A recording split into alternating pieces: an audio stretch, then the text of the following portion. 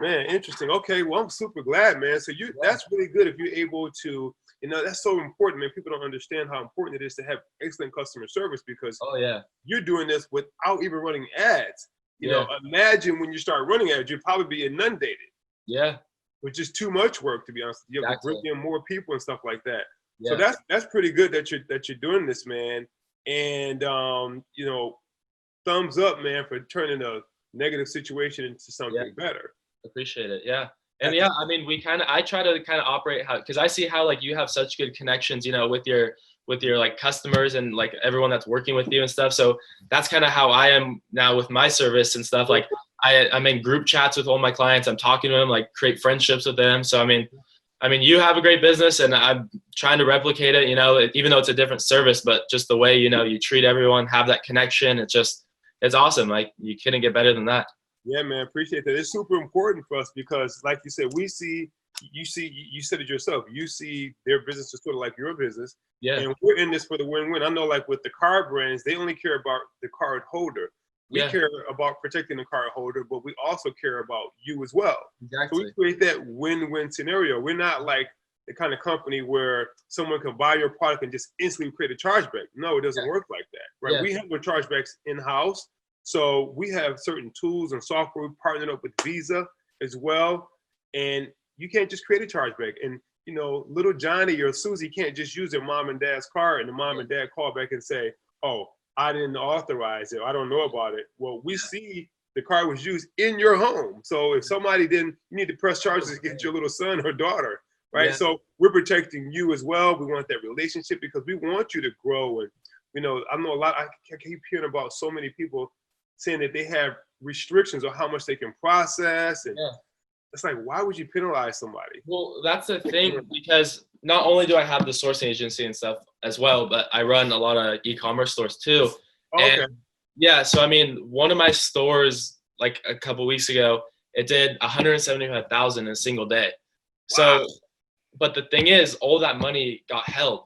And I've been trying to talk to other processors and just to kind of get as many backups as possible, because I know I can 5x that. I mean, that was just with an influencer. Like I didn't even do Facebook ads or anything like that. And I have just all the data sitting. So I can easily scale that. And I have more people in line basically to post for me and all that. Anyways, but I've been talking to other processors and it just seems like such a pain basically to process that type of money. Like they're saying like you need to open like 5 different accounts and have like, I forget what it's called, but they're like basically like the low balance. Yeah, he's like, you need to open like, because you might have a cap on each account, like 50,000 each. And I was like, dude, that sounds like such a pain. Like, it's just the small stuff like that make it such, like a difficult. Let me say this too real quick, Gage, because be careful on that. Because here's the thing, what they're not telling you, first of all, you shouldn't have a restriction. If they don't know what you're doing, then that's probably why they have a restriction. Yeah. Secondly, and they're sending it out, they're outsourcing it to somebody who has no clue what you're doing. They don't know you or anything like that. Yeah. And then third, anytime you open up multiple accounts, they're hitting your credit each and every time. Oh. Okay. Yeah, like when we run yours, when we set you up, you don't see a hit on your credit report. Okay. When you open up 5 or 6 or 7 accounts, by the time you get to the third or fourth person, they're like, man, your credit score is down, and then plus it looks like a person who can't purchase a car, so you're just trying everywhere you possibly can. Yeah. And the other thing is that, let's say if you can have one account, right? And I don't think you sent me the other docs yet for the other account, but send it to me. No, I haven't yet. I need to send the other account still. Yeah, I've been just crazy busy. Like no problem. But here's how it would benefit you. When you have one account, you can process as much as you want to. So that if you have chargebacks that are above 1%, and we'll still work with you even if you do. Yeah. But if you do go above 1% in chargebacks, right? When you have more volume, it lowers it as opposed to having multiple accounts, right? With lower volumes. And let's say you have a high ticket program. Yeah. You have a $50,000 cap.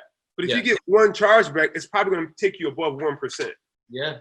So why? And then now you're going to have this entity creating a negative flag on your account and 4 other entities creating negative flags on your account. And then once one gets shut down, it's almost like a ripple effect to look at the other ones. Yeah. Why not just have one account, right, for that particular business, Yeah. where you can scale as high as you want to, so that if you do have 3 or 4 chargebacks, you're still up under the radar. Or we have software tools where one is that you want to make sure the identifier on your website or whatever shows up on the credit card report looks like what's on your website, right? We make sure your website is card brand compliant, which helps protect you as well. Thirdly, we look at your terms and conditions. Fourthly, we give you an opportunity to fight the chargeback yourself, or you could just refund it if you don't want to deal with the headache. And then also we have another option where we partnered up with Visa, and it's been reducing chargebacks by 50%. Where, let's say for instance, if I call, I buy your product, and then the bank sends me, like Chase or whatever, sends me a text and say, hey, do you recognize this charge, or MasterCard, whoever. And then if you say no and call up and they just kind of create a chargeback process, well, they haven't looked at your website, they haven't looked at your contract, they haven't looked to see if that person began using the product. They didn't verify anything, period. So what we do is now, if they don't go, that particular person at the card issuing institution, that customer service person, whether they be in India, the Philippines, or America, they're supposed to go through a series of protocols. And if they miss one of those, the chargeback is declined.